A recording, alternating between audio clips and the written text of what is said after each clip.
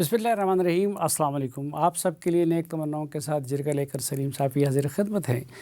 नाज़रीन, सवाल ये है कि डोनाल्ड ट्रंप की क़यादत में अमेरिका क्या चाहता है? वो ईरान से क्या चाहता है? वो लैटिन अमेरिका के ममालिक से क्या चाहता है? वो जनूबी एशिया में क्या चाहता है? और उसके साथ साथ ये कि मशरिक़ वस्ता में क्या तब्दीलियाँ आ रही हैं, क्या तब्दीलियाँ आ चुकी हैं। और ये भी एक अहम मौजू है आज के लिए हमारे पास कि जनूबी एशिया में किस किस्म की तब्दीलियाँ मुतवक्के हैं और अमेरिका के यहाँ पे दोस्त कौन हैं, दुश्मन उनका कौन हो सकता है। ये और इसी तरह के कई दीगर सवालात हैं जिनका आज हम जवाब जानने की कोशिश करेंगे एक इंतहाई बाखबर और मोतदिल तज्ज़िया करने वाली शख्सियत से। हमारे साथ मौजूद है मुमताज़ दानिश्वर, मुसन्निफ़, पाकिस्तान के वाशिंगटन में साबिक़ सफ़ीर जनाब हुसैन हक़ानी साहब। बहुत शुक्रिया हक़ानी साहब हमें वक्त देने के लिए। और सबसे पहले आपसे ये जानना चाहूँगा कि डोनाल्ड ट्रंप साहब आप क्या समझे हैं, क्या चाहते हैं? साफी साहब, डोनाल्ड ट्रंप एक गैर रिवायती सदर हैं। वो कभी सियासत में नहीं रहे। 2016 में पहली बार सियासत में बराह रास्त आए। वो एक नरगिसियत पसंद शख्सियत के मालिक हैं। और मगर उनका जो मकसूद है वो ये है कि किसी तरह से अमेरिका उस तरीके का अमीर मुल्क दोबारा बन जाए जिसके ऊपर कर्जे ना हो, जहाँ सफ़ेद फाम अक्सरियत जो है वो उसकी इक़्तिदार पर बालादस्ती और तमाम वसाइल पर बालादस्ती वाज़े हो। वो अगर आप तारीख़ पढ़ें तो अमेरिका ऐसे मकाम पर 19वीं सदी के आखिर में था, 20वीं सदी से पहले। और अमेरिका उस वक्त बैनुल अक़वामी मामलात में ज़्यादा दिलचस्पी नहीं लेता था, सिर्फ कारोबार और तिजारत की हद तक दिलचस्पी लेता था। लातीनी अमेरिका में धौंस धांधली के ज़रिए अपने कारोबारी मफादात का तहफ़्फ़ुज़ करता था और उससे जो बईद इलाके थे वहाँ कोई उसका वाज़ेह किरदार नज़र नहीं आता था। दूसरी जंग अज़ीम के बाद अमेरिका बदला। अमेरिका ने तमाम दुनिया में दिलचस्पी लेना शुरू की और फिर न सिर्फ ये भी समझा कि हमारा एक फ़र्ज़ है कि दुनिया में जमहूरियत को फैलाएं, इंसानी हकूक़ के उन तसव्वुरात को आम करें जिनको हमने अपनाया है। डोनाल्ड ट्रंप इनमें से किसी चीज़ पर यकीन नहीं रखते। ना वो दुनिया में जमहूरियत फैलाने पर यकीन रखते हैं, ना इंसानी हकूक़ के तहफ़्फ़ुज़ पर यकीन रखते हैं। अब वो चाहते हैं कि दुनिया के वसाइल पर किसी न किसी तरीके के साथ अमेरिका की बालादस्ती और कब्ज़ा हो। लेकिन क्योंकि वो सियासत में आ गए हैं, उनको मकबूलियत का भी शौक है, तो वो बाज़ मामलात के ऊपर वो फैसला करते हैं जो उनके नज़दीक मकबूल फैसला होगा, या वो बात कहते हैं जिससे वो मकबूल हो सकें। अगर आप देखें तो वेनेजुएला में उन्होंने सदर तब्दील किया, लेकिन उसके बाद निज़ाम या हुकूमत तब्दील करने की कोई कोशिश नहीं की, ना वहाँ जमहूरियत की बहाली की कोशिश की है। हालांकि इससे पहले अमेरिका कई साल से चाह रहा था कि वहाँ निज़ाम हुकूमत बदले, मुनसिफाना इंतखाबात के ज़रिए जो अपोजिशन है उसको हुकूमत मिल जाए। लेकिन वो डोनाल्ड ट्रंप का मकसूद नहीं है। वो सिर्फ एक तरफ लोगों से इस बात पे ताली बजवाना चाहते थे कि अमेरिका के पास इतनी ताकत है कि वो एक मुल्क में जाकर उसके सदर को अगवा करके ला सकता है और उसको हुकूमत से हटा सकता है इस तरीके के साथ। दूसरी तरफ उनका मकसद ये है कि धमका कर वेनेजुएला की नई हुकूमत या जो भी नई क़यादत है उसको इस बात पर आमादा करें कि अमरीकी मफादात का वहाँ पे तहफ़्फ़ुज़ किया जाए और अमरीका की जो ऑयल कंपनियाँ उनको वहाँ ज़्यादा शराकत मिले, उनको ज़्यादा कारोबार के मौक़े मिलें और उनको वो सहूलतें मिलें जो डोनाल्ड ट्रंप के ख्याल में उनको हासिल नहीं। मसला इसमें सिर्फ इतना है कि जी। जो आलमगीर मईशत है उसके अपने तकाजे हैं। तो मसलन वेनेजुएला में जो तेल है उसको निकालने की जो कीमत है वो शायद उस तेल को बेचने की कीमत के बराबर ना हो और ऑयल कंपनियां उसमें उतनी दिलचस्पी नहीं लेंगी। इसी तरह ईरान में वो अपनी धौंस धमकी के जरिए चाहते हैं कि ईरान में कोई तब्दीली आ जाए, लेकिन वो उसके लिए कोई कीमत, अमरीकी कीमत अदा करने को तैयार नहीं है। ना वो फौजी उतारने को तैयार हैं सदर बुश की तरह जैसे उन्होंने इराक में उतारे थे, ना वो जंग करने के लिए तैयार हैं। तो बहुत सारी बातें डोनाल्ड ट्रंप की ऐसी हैं जिनको इस तरह से समझना चाहिए कि वो अपनी ताकत जो अमेरिका की है और जो गुज़िश्ता 40 50 60 साल में जमा हुई है, उस ताकत की धमकी के ज़रिए अपनी बातें दुनिया से मनवाना चाहते हैं। उनका कोई वाज़ेह मंसूबा नहीं है। वो रोज़ सुबह उठकर एक नई चीज़ सोचते हैं और एक नया कदम उठाते हैं। ठीक, ये धमकियां उन्होंने और भी ममालिक को दिए, तो आपको क्या लगता है कि लैटिन अमेरिका के दीगर ममालिक के ख़िलाफ़ भी वो इसी तरह की कार्रवाई कर सकते हैं जो वेनेजुएला के ख़िलाफ़ किया या नहीं? करने की कोशिश तो कर सकते हैं, इसमें कोई शक नहीं है। देखिए, अमेरिका की अस्करी ताकत दुनिया के बेशतर ममालिक की मुश्तरका अस्करी ताकत से ज़्यादा है। लेकिन जो डोनाल्ड ट्रंप के अहदाफ हैं वो ज़रा मुतज़ाद हैं। वो ये भी नहीं चाहते कि अमेरिका का कुछ खर्च हो। वो ये भी नहीं चाहते कि अमेरिका की मईशत जो है उसके ऊपर कोई असर पड़े। तो जंगों का असर तो मईशतों पे पड़ता है। तो इसीलिए वो कदम उठाते हैं, ताली बजवाते हैं, खुश होते हैं, खुद अपने आप को एक बहुत बड़ा हीरो करार देते हैं, उसके बाद पीछे हट जाते हैं। अमेरिका में उनके नक्कादों ने कहा है, ने एक इस्तेलाह ईजाद की है, टाको, जिसका मतलब है ट्रंप ऑलवेज चिकन्स आउट। मतलब वो बात बड़ी करते हैं फिर पीछे हट जाते हैं। तो इस तरीके के साथ पूरी दुनिया को ये 4 साल उनके गुजारने हैं। एक मखसूस मिजाज की शख्सियत है अमरीकी, जो उनकी जो पार्टी है रिपब्लिकन पार्टी, उसके अरकान में इतनी हिम्मत नहीं है कि वो अपने ही लीडर को रोक सकें, क्योंकि उनको डर ये लगता है कि वो अगर हमारे खिलाफ हो गए तो हम अपनी सीटें इलेक्शन में नहीं जीत सकेंगे, मुखालिफ पार्टी जीत जाएगी। इस सूरत हाल का वो फ़ायदा उठा रहे हैं और अमलन वो पूरी दुनिया में केओस का एक ज़रिया बन गए हैं। अमेरिका के मफादात इसमें कुछ आगे बढ़ते मुझे भी नज़र नहीं आ रहे, और अमेरिका के अवाम की भी बड़ी तादाद अब डोनाल्ड ट्रंप से इसी बात पर नाला है कि कुछ वाज़े नताइज नज़र नहीं आते। सिर्फ धमकियां नज़र आती हैं, धमकियों के बाद कभी कभी इक़दाम भी हो जाता है, लेकिन कोई ऐसी हिकमत अमली नज़र नहीं आ रही जिसे हिकमत अमली कहा जा सके। ये जो ग्रीन लैंड पे उन्होंने कब्ज़े के दावे किए थे और उसका जो रद्दअमल दिया है यूरोप ने, तो आपको क्या लगता है कि इसके बाद भी वो बज़िद रहेंगे ग्रीन लैंड पे कब्ज़े के लिए? और अगर वो बज़िद रहते हैं तो इससे क्या नेटो का मुस्तक़बिल ख़तरे में पड़ जाएगा? जी, नेटो का मुस्तकबिल यकीनन खतरे में पड़ चुका है, लेकिन डोनाल्ड ट्रंप खुद कहते हैं कि अमेरिका को नेटो की ज़रूरत नहीं है। देखिए, जब आपने अपने तसव्वुर में ये बना लिया है कि अमेरिका की अज़मत का दौर वो था जो 1890 1880 की दहाई में था, तो फिर आपको बहुत सारी चीज़ें जो उसके बाद आई हैं वो आपको ठीक नहीं लगती। आप उनकी अंदरूनी पॉलिसियां भी देखें, उसमें आपको नस्ल परस्ती का एक हल्का सा असर, बल्कि बहुत वाज़े असर नज़र आता है। वो चाहते हैं कि अमेरिका में गैर सफ़ेद फाम ममालिक से लोग ना आएँ, और जो आ गए हैं उनमें से जिन जिन को भी किसी बुनियाद पर, किसी बहाने से, किसी कानूनी जवाज़ के साथ निकाला जा सकता है, निकाल दिया जाए। उससे ख़ुद मुल्क में एक बड़ी बेचैनी मची हुई है, बहुत सारे शहरों में बेचैनी मची हुई है। उन्होंने टैरिफ्स की पॉलिसी इख्तियार की है, जो अमेरिका ने 1920 की दहाई में इख्तियार की थी, और उसके बाद सबक सीखा था कि उसकी वजह से अमेरिका की मईशत को शदीद नुकसान पहुंचा था। लोगों के लिए कीमतें लोगों के बर्दाश्त से बाहर हो गई थी।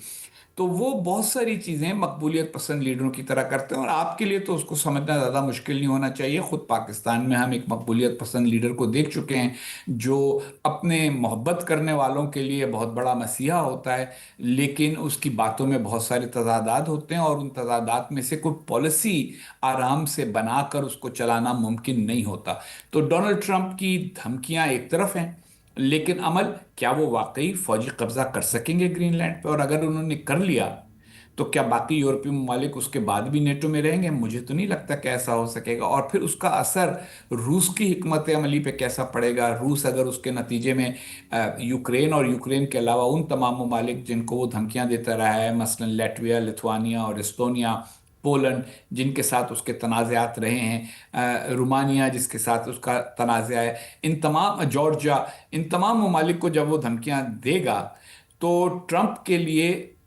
उसका जो रद्द-ए-अमल खुद अमेरिका में होगा वो बर्दाश्त करना मुमकिन नहीं होगा। इस वक्त भी रायम्मा के सर्वेस के मुताबिक सिर्फ 25% अमेरिकन ग्रीनलैंड के मौजू पर ट्रंप साहब के साथ हैं। अच्छा, ईरान पे जब उन्होंने धमकियां भी दी और फिर हमला नहीं किया, تو آپ کو کیا لگتا ہے؟ وہ تو کہتے ہیں کہ میں نے خود ہی فیصلہ کیا حملہ نہ کرنے کا، تو آپ ان کی اس رائے سے اتفاق کرتے ہیں یا وہ کوئی فیکٹرز آپ کو نظر آتے ہیں جنہوں نے ان کو باز رکھا وہاں پہ حملے سے؟ صاحب صاحب چند روز پہلے میری شاہ زیب خانزادہ صاحب سے بات ہوئی تھی آپ ہی کے چینل پر، تو انہوں نے اس وقت پوچھا تھا کہ کیا ٹرمپ حملہ کریں گے. میں نے اس وقت ہی کہہ دیا تھا کہ بالکل حملہ نہیں کریں گے. دیکھیں انہوں نے اپنی ایک امیج بنائی ہے کہ وہ امریکہ کو جنگوں سے باز رکھنا چاہتے ہیں. حملے کا مطلب جنگ ہی ہوتا ہے. اب فضائی حملوں سے حکومت تبدیل نہیں ہوتی، فضائی حملوں سے مظاہرین کی حمایت کا کوئی طریقہ نہیں نکلتا. اس کے لیے تو زمینی حملہ کرنا پڑے گا، اور زمینی حملہ ڈونلڈ ٹرمپ کہیں پہ بھی کرنے کو تیار نظر نہیں آ رہے. جس لمحے انہوں نے یہ کیا، ان کے اپنے بہت سے حامی ان کے خلاف ہو جائیں گے. تو وہ تو توقع یہ کر رہے تھے کہ میری دھمکیوں کے نتیجے میں ایران کی قیادت کچھ ایسے فیصلے کر لے گی جس کے بعد میں کامیابی کا ڈنکا بجا سکوں گا. میں کہہ سکوں گا کہ دیکھیں میرے کہنے کی وجہ سے آیت اللہ خامنئی نے اپنی ریٹائرمنٹ کا اعلان کر دیا، میرے کہنے کی وجہ سے فلاں تبدیلی ایران میں آ گئی. اب انہیں تھوڑا سا قدم پیچھے لینا پڑا اور یہ کہنا پڑا دیکھیں میرے کہنے کی وجہ سے ایران نے لوگوں کو پھانسیاں دینے سے ایران باز ہو گیا. مگر ارادہ ان کا جنگ کا کسی مرحلے پہ بھی نہیں تھا، اور میری معلومات بھی یہ ہیں کہ کسی قسم کی جنگ کی کوئی تیاری بھی نہیں تھی. اچھا، تیاری تو نہیں تھی، لیکن اب آپ کو کیا لگتا ہے کہ مستقبل میں بھی امریکہ ایران کے اندر رجیم چینج کی کوشش کرے گا؟ اور فوجی کارروائی کے بغیر کیا رجیم چینج ہو سکتا ہے ایران میں؟ یہ ایک الگ موضوع ہے. ایران کے حالات تو واقعی تشویشناک ہیں. دیکھیے 40% وہاں انفلیشن ہے، افراط زر کی شرح 40% ہے. ایران کی کرنسی بہت تیزی کے ساتھ نیچے گری ہے. اب ایران کی قیادت الزام تو لگا رہی ہے کہ دیکھیں یہ امریکہ اور اسرائیل نے کیا ہے، جس کی وجہ سے ان کو کچھ نہ کچھ لوگوں کی حمایت حاصل ہو جائے گی. لیکن جو بازار میں اس حکومت کے، اس نظام حکومت کے پرانے حامی موجود ہیں جنہیں بازاری کہا جاتا ہے، وہ بھی نالا ہیں اس معاشی صورتحال سے. تو ایران کو معاشی صورتحال کو بہتر کرنے کے لیے کچھ نہ کچھ تو کرنا ہوگا. اور سب سے بڑا مسئلہ ایران کے لیے سینکشنز ہیں، جو پابندیاں ان پہ لگی ہوئی ہیں. جس لمحے پابندیاں ہٹیں وہ اپنی تیل کی پیداوار بڑھا کر اپنی معیشت کو معمول پہ لانے کی کچھ نہ کچھ کوشش کر سکتے ہیں. تو وہ تو یہ چاہیں گے کہ اس صورتحال میں ایران کی قیادت یہ چاہے گی کہ اس صورتحال میں کسی طرح سے امریکہ کے ساتھ جو خفیہ بات چیت چل رہی ہے اس میں کچھ لو دو کر کے میزائل پروگرام پہ، ایٹمی پروگرام پہ کچھ باتیں ایسی طے کر کے جن سے ٹرمپ خوش ہو کر اپنے لوگوں کو کہہ سکیں کہ میں کامیاب ہو گیا، اور ایرانی قیادت اپنے لوگوں کو کہہ سکے کہ ہم کامیاب ہو گئے. لیکن اگر ایسا نہ ہوا تو ایران کی اندرونی صورتحال بگڑتی رہے گی، اور وہ امریکہ اس میں کچھ کرے یا نہ کرے، ایران کے اندر کچھ نہ کچھ تبدیلیاں تو اپنی اندرونی صورتحال کی وجہ سے آنی ہی ہوں گی. کیا وہ رجیم چینج ہوگی یا صرف رجیم ٹرانسفارمیشن ہوگی، یعنی رجیم کی کچھ پالیسیاں بڑی بڑی ایسی بدل جائیں گی کہ جس کے نتیجے میں جو اس پر مسلسل دباؤ کی کیفیت ہے وہ شاید تھوڑی سی سہل اور آسان ہو جائے. ٹھیک ناظرین، ایک مختصر سی بریک لیتے ہیں اور واپس آئیں گے تو حسین کے ساتھ مزید کئی اہم موضوعات پہ بات ہوگی. ہمارے ساتھ رہیے.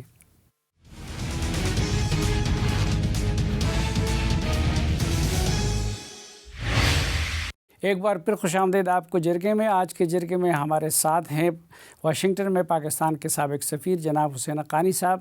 حقانی صاحب، آپ کو کیا لگتا ہے یہ جو واشنگٹن آج کل یا صدر ٹرمپ جو ہے وہ جو انڈیا سے اتنے ناراض ہے، تو اس ناراضگی کی اصل وجہ کیا ہے؟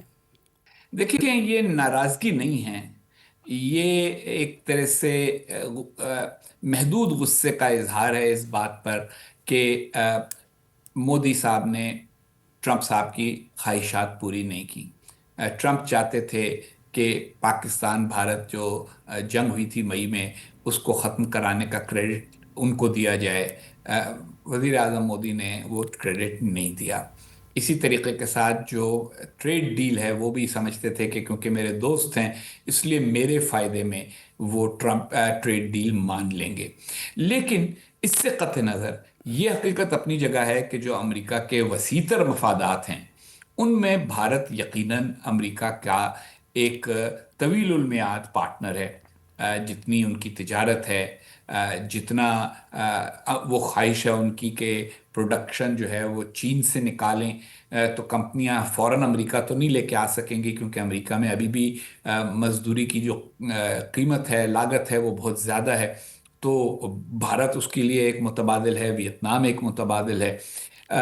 وہ کمپنیاں تو ساری کی ساری ایک دم نہیں نکل آئیں گی ٹرمپ صاحب کی ناراضگی سے۔ تو ہوا صرف اتنا ہے کہ ٹرمپ اور مودی کا جو ایک برومینس تھا ان کے درمیان، ایک آپ کو یاد ہوگا جب الیکشن ہو رہا تھا تو ٹرمپ صاحب نے مودی صاحب نے ٹرمپ کے بارے میں کہا تھا کہ اب کی بار ٹرمپ سرکار، جو کہ ہندوستان میں ان کا نعرہ تھا۔ پھر اسی طرح سے جب ٹرمپ انڈیا آئے تو انہوں نے بھی مودی صاحب کی بڑی تعریف کی اور کہا کہ یہ میرا بھائی ہے، یہ میرا دوست ہے۔ تو وہ سب کچھ ہونے کے بعد ایک ناراضگی کسی کیفیت تو ضرور ہے، لیکن جو دونوں ممالک کے تعلقات ہیں اس کے بارے میں کبھی اس غلط فہمی کا شکار نہ ہو جائیے گا کہ یہ جو ذاتی ناراضگی ہے ٹرمپ صاحب کی، اس کی وجہ سے وہ سارے کے سارے ختم ہو جائیں گے، یا وہ یکلخت ختم ہو گئے ہیں، وہ ابھی تک جاری ہے۔ اچھا، پاکستان پہ جو مہربانی ہے وہ مستقل ہو سکتی ہے یا کہ وہ بھی کسی بھی وقت ختم ہو سکتی ہے؟ لیکن ٹرمپ صاحب ایک متلون مزاج آدمی ہیں۔ اللہ رے تلون، ابھی کیا تھے ابھی کیا ہو، شوخی ہو تو شوخی ہو، حیا ہو تو حیا ہو۔ تو ایسی جو شخصیت ہوتی ہے، وہ سیمابی شخصیت، وہ کبھی بھی بدل سکتی ہے اور کسی بھی بات پہ بدل سکتی ہے۔ دیکھیں نا، مودی کے ساتھ اتنا لمبا ان کا تعلق رہا، 2016 کے الیکشن سے پہلے سے تعلق تھا۔ اس زمانے میں ٹرمپ ٹاور بننے والے تھے ممبئی میں، اور نہ جانے کہاں کہاں بھارت میں۔ اس کے بعد پھر جب وہ اپوزیشن کا دور تھا ٹرمپ کا، تو اس میں بھی ان کا تعلق برقرار رہا۔ تو یہ کو 8-9 سال کا تعلق ہے، اور اس بات پہ وہ ٹوٹا کہ وہ چاہتے تھے کہ ان کو کریڈٹ دیا جائے جنگ ختم کرنے کا، پاکستان نے دے دیا، بھارت نے نہیں دیا۔ تو جب اتنی چھوٹی چھوٹی باتوں کے اوپر ایک بڑے طاقتور ملک کا لیڈر بچوں کی طرح ناراض ہو جائے، اور پھر آپ دیکھیں نا انہوں نے نوبل پرائز کے معاملے میں جو کیا، یعنی جب آپ اور میں 7-8-9 برس کے تھے تو شاید کبھی ایسا ہوتا ہو کہ ہمارا کوئی بھائی یا ہمارا کوئی کزن کہے کہ تمہیں کیسے انعام مل گیا، وہ انعام مجھے دے دو اور ہم ان کو دے دیں ان کو خوش کرنے کے لیے۔ یہ ذرا بالغوں کی بات نہیں ہوتی، لیکن انہوں نے جس طریقے کے ساتھ وینیزویلا کی اپوزیشن کی لیڈر مچاڈو سے نوبل پرائز لیا ہے، وہ ایک غیر متوازن شخصیت کا آئینہ دار ہے۔ تو ایسی شخصیت کے اوپر بھروسہ کرنا، میرا یہ خیال ہے کہ کسی بھی ملک کے مفاد میں نہیں ہے، اور پاکستان جیسے ملک کے تو قطعا مفاد میں نہیں۔ تو جو ان کی تعریفیں پاکستان کے بارے میں ہیں، ان پہ ہمیں خوش ہو جانا چاہیے۔ اگر وہ کوئی بھلائی کر دیں پالیسی کے اعتبار سے تو وہ بھی اچھی بات ہے۔ انہوں نے ٹیرف نہیں لگائے بہت زیادہ پاکستان پہ، پاکستان کے لیے مثبت ہے۔ لیکن اگر ان ٹیرفز کے نہ لگنے کے بعد بھی پاکستان اپنی جو برآمدات ہیں امریکہ کو وہ بہت زیادہ بڑھا نہیں سکے، تو پھر یہ تعلقات میں کوئی مفید بات نہیں ہے۔ تو میرا یہ خیال ہے کہ ان پر بہت زیادہ اعتماد کرنا، ان پر بہت زیادہ اعتبار کرنا اور ان پر بہت زیادہ بھروسہ کرنا، یہ کوئی حکمت کی بات نہیں ہوگی۔ اچھا، آپ کیا سمجھتے ہیں کہ صرف جنگ کا کریڈٹ نہ دینا ہی صرف ریزن تھا؟ روس کے ساتھ تجارت ایک اور ریزن نہیں تھا، اور ایران کے ساتھ اس کی تجارت؟ جی، ایران اور روس کے ساتھ تجارت کے اوپر تو ناراضگی ٹرمپ سے پہلے سے چل رہی تھی، لیکن اس کے اوپر ان کے درمیان ہمیشہ ایک بات چیت بھارت کے اور امریکہ کے درمیان رہتی تھی۔ اور اب خود ٹرمپ کا یہ کہنا ہے کہ بھارت نے بڑی حد تک روس کا سے تیل لینا بند کر دیا ہے۔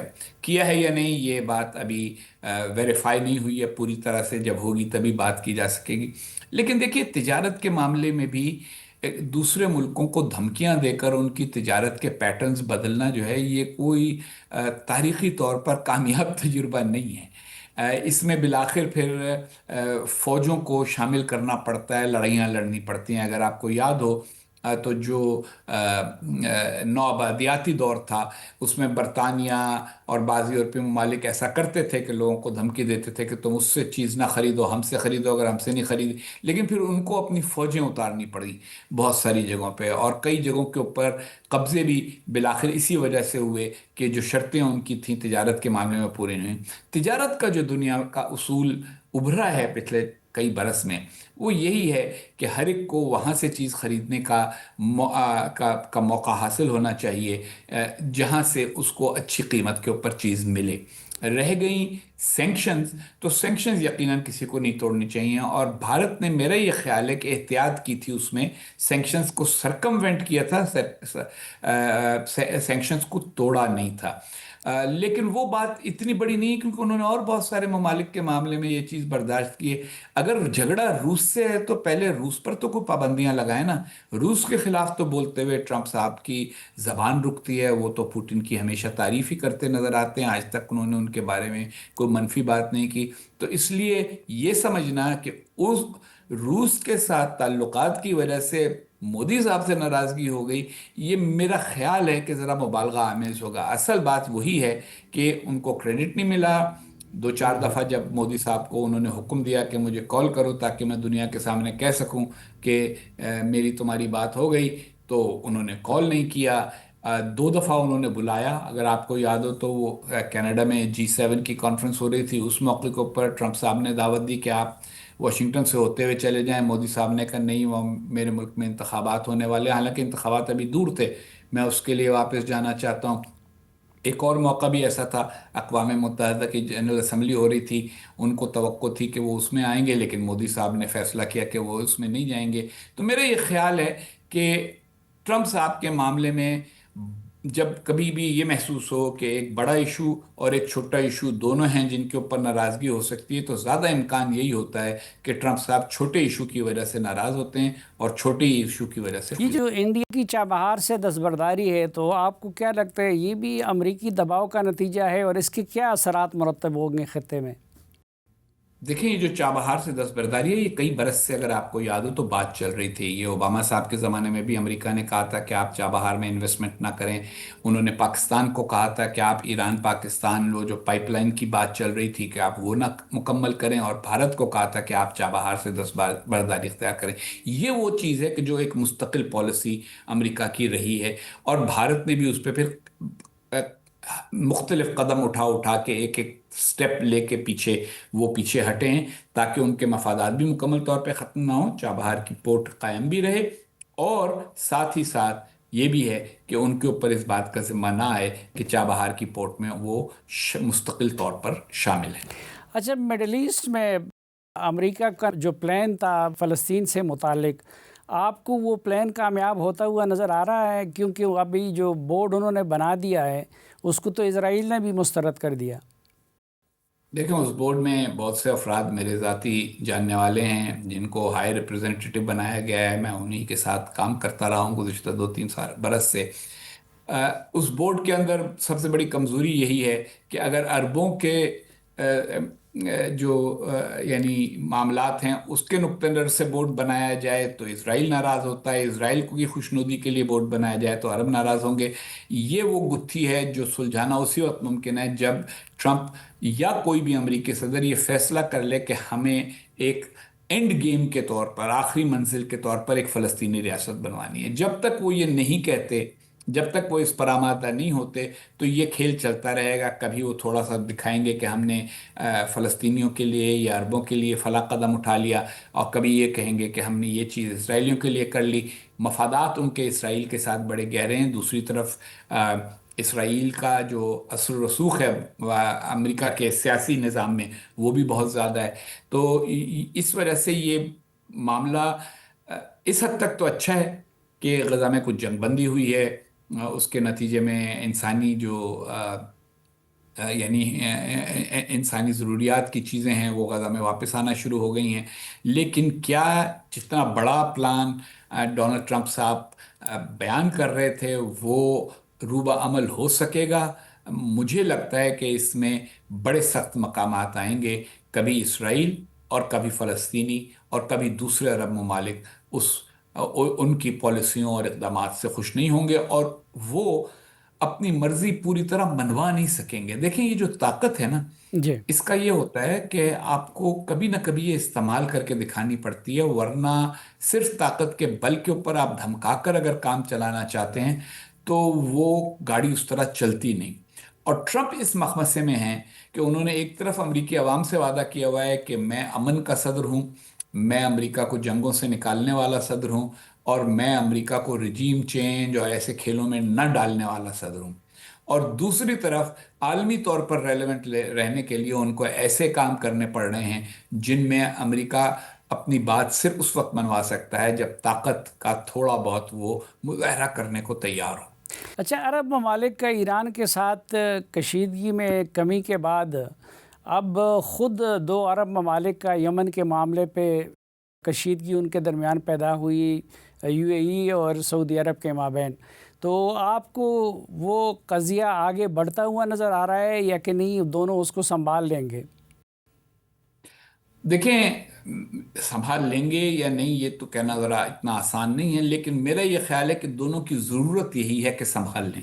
جی، دونوں کا ایک پرانا یعنی اتحاد ہے، دونوں کی معیشتوں میں بہت زیادہ دونوں کی معیشتیں بہت منسلک ہیں، اور یہ جو عرب خلیج عرب کے ممالک ہیں ان سب کے درمیان ہارمنی یا ان کے درمیان مفاہمت، ان سب کی ضرورت ہے، ورنہ خواہ مخواہ پورا ایک بیلنس جو ہے وہ خراب ہو سکتا ہے۔ تو یہ سمجھنا، اور بعد اس معاملے میں یہ ذہن میں رہے کہ امریکہ کے ساتھ بھی دونوں کے اچھے تعلقات ہیں، ایران کے ساتھ بھی اب دونوں نے معاملات ٹھیک کر لیے ہیں، اسرائیل کے ساتھ ایک کے کھلے تعلقات ہیں، ایک کے چھپے تعلقات ہیں، پاکستان کے ساتھ ایک کا اتحاد ہے، دوسرے کے مراسم ہیں۔ تو اس لیے ایسا کوئی مسئلہ ہے نہیں کہ جس کی وجہ سے یہ دونوں ایک دوسرے کے ساتھ محاذرائی کریں۔ اور آپ دیکھیں، جب سعودی عرب نے کہا کہ ہم نہیں چاہتے کہ آپ یہ جنوبی یمن میں اپنی موجودگی رکھیں، تو 24 سے 48 گھنٹے کے اندر اندر متحدہ عرب امارات نے اپنے وہاں موجود سپاہی اور اہلکار ہٹا لیے۔ تو میرا یہ خیال ہے کہ سعودی عرب کو بھی اس سے یہ پیغام ملنا چاہیے تھا کہ متحدہ عرب امارات آپ سے لڑنا نہیں چاہتا۔ اب اگر کوئی ایسی صورتحال بنی جس کے نتیجے میں کشیدگی آگے بڑھی، تو پھر میرا یہ خیال ہے کہ دوسرے عرب اور مسلم ممالک کو آگے بڑھ کر اس کشیدگی کو کم کرانے کی کوشش کرنی چاہیے۔ آپ نے ذکر کیا پاکستان اور سعودی عرب کے معاہدے کا، تو جو دفاعی معاہدہ ہوا ہے اب ترکی نے بھی اس میں شمولیت کی خواہش ظاہر کی ہے، آپ کو یہ سلسلہ آگے بڑھتا ہوا اور اس کے ایک مضبوط اتحاد کی شکل اختیار کرنے کی کوئی صورت آپ کو نظر آتی ہے؟ دیکھیں، ہر ایک کے مفادات اس میں ذرا مختلف ہیں۔ پاکستان کا تو اس میں یہ فائدہ ہے کہ پاکستان کو وسائل کی کمی رہتی ہے، سعودی عرب کے پاس وسائل ہیں، اور پاکستان کے لیے بہت سارے جو دفاعی ہتھیار وغیرہ ہیں ان کو بنانے میں آسانی ہو جائے گی اپنے ہاں ہی اگر سعودی انویسٹمنٹ آ جائے۔ ترکی کے پاس ٹیکنالوجی ہے کچھ چیزوں کی، مثلا ڈرونز وغیرہ کی، وہ بناتے بھی ہیں۔ تو اگر یہ سہ فریقی اتحاد بنا تو یہ پروڈکشن جوائنٹ پروڈکشن ہو سکے گی، لیکن اس میں پھر ایک مسئلہ آئے گا، پاکستان چاہے گا کہ پروڈکشن ہمارے یہاں ہو، ترکی چاہے گا کہ پروڈکشن ہمارے یہاں ہو، سعودی عرب تو اینڈ پروڈکٹ میں دلچسپی رکھتا ہے۔ تو اسی لیے یہ جو اتحاد ہوتے ہیں ملکوں کے، اس میں ہمیشہ وہ کچھ حصہ ہوتا ہے جس کے اوپر اتفاق ہوتا ہے، کچھ مسئلے ہوتے ہیں جس میں مفادات کا تھوڑا بہت ٹکراؤ ہوتا ہے، اور کچھ چیزیں ہوتی ہیں جن کے اوپر بات چیت کرنی پڑتی ہے۔ تو یہ دیکھنا ہوگا کہ بات چیت کہاں تک آگے بڑھتی ہے، اور خود ترکی کی اندرونی سیاست کا اونٹ کس کروٹ بیٹھتا ہے، اور ترکی کے وسائل کی پوزیشن کیا رہتی ہے، کیونکہ ترکی کی معیشت کو بھی بہت سارے چیلنجز کا سامنا رہا ہے پچھلے 2-3 برس میں۔ ناظرین، ایک مختصر سی بریک اور واپس آئیں گے تو کچھ مزید اہم موضوعات پہ بات ہوگی۔ حسین حقانی صاحب سے ہمارے ساتھ رہیے۔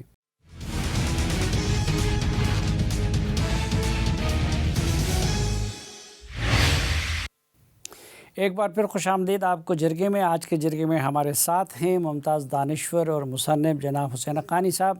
حسین حقانی صاحب، پاکستان ایک طرف چین کا قریبی پارٹنر ہے اور اسٹریٹجک پارٹنر ہے، اور دوسری طرف آج کل امریکہ بھی اس سے خوش نظر آتا ہے، تو کہیں پاکستان نے چین کے ساتھ ڈیلنگ میں کچھ کمپرومائزز کر لیے ہیں یا کہ نہیں؟ امریکہ کو یہ کسی اور وجہ سے گوارا ہے کہ چین کے ساتھ بھی اس کی قربت رہے؟ میرا خیال ہے اس وقت دونوں کو گوارا ہے، کہ پاکستان کی امریکہ کے ساتھ قربت رہے اور چین کے ساتھ اسٹریٹجک پارٹنرشپ رہے. دیکھیے، پاکستان کی اسٹریٹجک پارٹنرشپ کو ٹیک اوور کرنا ایک مہنگا کام ہے، اور یہ وہ وقت ہے کہ جب ٹرمپ پیسے نہیں لگانا چاہتے بین الاقوامی تعلقات کے اوپر. انہوں نے دفتر خارجہ میں بہت افرادی قوت کی کمی کی ہے، USAID کو بالکل بند کر دیا ہے، وائس آف امریکہ وغیرہ جو پہلے امریکہ کے انسٹرومنٹس تھے انٹرنیشنل افیئرز میں اثر انداز ہونے کے، وہ سب ختم کر دیے ہیں.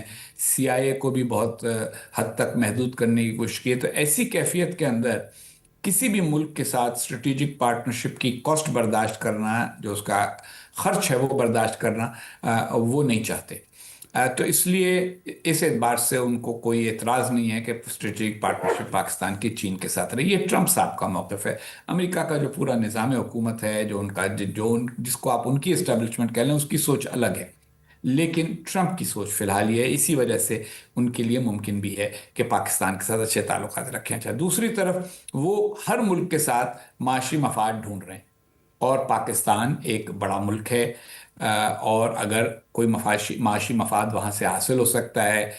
چاہے انہوں نے ایک دفعہ کہا تھا کہ اگر پاکستان میں تیل ہے تو ہم وہ تیل ہم نکالیں گے. امریکی آئل کمپنیوں نے ان کو سمجھایا ہے کہ اس وقت اتنا آسانی سے تیل پاکستان میں نہیں دریافت ہونے والا، ہم نے بہت سال کوشش کر کے دیکھ لی ہے، اس لیے وہ بات آگے نہیں بڑھی. لیکن دوسری طرف کرٹیکل منرلز کی بات ہے، وہاں پہ بھی میرا یہ خیال ہے کہ یہ 3 برس کا جو ٹرمپ کا دور ہے، اس میں تو پروجیکٹس مکمل نہیں ہو جائیں گے. لیکن ٹرمپ اور ان کے دوست احباب یہ چاہتے ہیں کہ کوئی ایسے پروجیکٹس ہوں اور اس میں ان کو حصہ ملے. اب آپ دیکھیں کہ جو ٹرمپ کا طریق حکومت ہے وہ تیسری دنیا کے ممالک سے ملتا جلتا ہے. امریکہ میں عموماً ہوتے تھے بڑے سخت قواعد، جن کو کہا جاتا تھا کانفلکٹ آف انٹرسٹ، کہ آپ کے ذاتی مفادات اور ریاستی مفادات، ان کے درمیان بہت فرق رہنا چاہیے، کہ آپ اپنی ذاتی معیشت کو بہتر نہ کر رہے ہوں، پیسے نہ کما رہے ہوں. ٹرمپ اور ان کے ساتھ کے جو لوگ ہیں ان میں اس معاملے میں ذرا سی حیا کا بالکل فقدان ہے. تو ٹرمپ کے جو مشرق وسطیٰ کے مشیر ہیں، ان کے بیٹے ہمارے ہاں تجارت کرنے کی کوشش کر رہے ہیں، کچھ اور لوگ کر رہے ہیں. تو یہ ساری وہ چیزیں ہیں جن کی وجہ سے ٹرمپ انتظامیہ کی پاکستان میں ایک دلچسپی ہے. ٹھیک. دوسری طرف چین کو بھی معلوم ہے کہ پاکستان کا اگر کوئی اسٹریٹجک یا تصویراتی نقطہ نظر ہے تو وہ یہ ہے کہ بھارت اس کا ایک بہت بڑا مخالف ہے، اس کا دشمن ہے. تو اگر بھارت دشمن ہے تو بھارت کے مقابلے میں تو پاکستان کو چین کی اور چین کو پاکستان کی ضرورت ہے. چین کو یہ فائدہ ہے کہ ایک ملک ہے بڑی فوجی طاقت رکھنے والا، وہ اگر بھارت کے ساتھ اس کی کشیدگی رہتی ہے تو بھارت کے پاس اتنی فوج فارغ نہیں ہوتی کہ وہ ہر وقت چین کی سرحد پر اس کو لگا سکے. اگر پاکستان اور بھارت میں امن ہو جائے تو پھر تو 3-4 لاکھ فوج فارغ ہو جائے گی بھارت کی، جو کہ چین کی سرحد پر لگائی جا سکے گی. تو چین کے بھی پاکستان کے ساتھ تصویراتی مفادات ہیں، پاکستان کے چین کے ساتھ. اور جو سمجھدار لوگ ہیں امریکہ میں، ان کو پتہ ہے کہ یہ تصویراتی جو مفادات ہیں یہ ختم نہیں ہونے والے. تو اس لیے جس کو کہیے آپ ٹیکٹیکل لیول پر یا ٹرانزیکشنل لیول پر وہ تعلقات قائم کرنے میں وہ دلچسپی رکھتے ہیں. اور ہمارے یہاں بھی بہت سارے ایسے لوگ ہیں کہ جو یہ سمجھتے ہیں کہ امریکہ کے ساتھ بہتر تعلقات زیادہ مفید ہیں پاکستان کے لیے. اور اچھی بات ہے کہ جو کشیدگی بیچ میں ہو گئی تھی، خواہ مخواہ پاکستان پہ روز روز تنقید ہوتی تھی، پاکستان کے اوپر مختلف قسم کی پابندیوں کی بات چیت ہوتی تھی، جس کی وجہ سے بھارت کو کے لیے ممکن تھا کہ امریکہ میں پاکستان کے خلاف مختلف قسم کے اقدامات کرانے کی کوششیں کر سکے، وہ تھوڑے عرصے کے لیے رک گئے ہیں.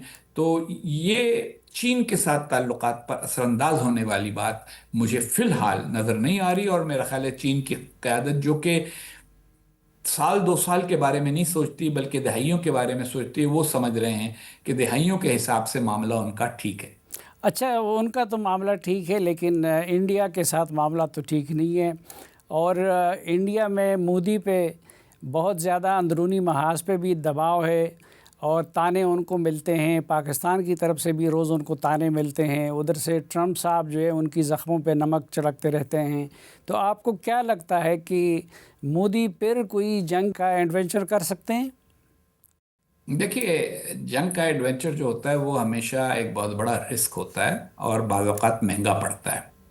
اور یہ یاد رکھیے کہ ایک جنگ کا ایڈونچر اگر پھر ہو تو اس کے نتیجے میں اگر کسی قسم کی یعنی ہزیمت کا سامنا کرنا پڑے یا مقاصد پورے نہ ہوں، یا صرف جس کو کہتے ہیں پرسپشن، اس کی سطح پر یہ تاثر قائم ہو کہ کامیابی حاصل نہیں ہوئی، ہر صورت میں ان کو سیاسی نقصان ہوتا ہے۔ تو میرا یہ خیال ہے کہ وہ تو پاکستان کو نظر انداز کرنے کی پالیسی اختیار کرنا چاہ رہے ہیں، فوری طور کے اوپر کسی قسم کی عسکری کارروائی شاید نہ کریں، لیکن انہوں نے خود اپنے لیے ایک مشکل پیدا کر لی ہے۔ انہوں نے ایک سٹانس لے لیا ہے، ایک موقف اختیار کر لیا ہے کہ اگر بھارت میں کوئی دہشت گردی کا واقعہ ہوتا ہے اور بھارت ہر بار یہی کہتا ہے کہ وہ پاکستان سے اس کا کوئی نہ کوئی کھرا ملتا ہے، تو ہم اس کے اوپر اقدام ضرور کریں گے۔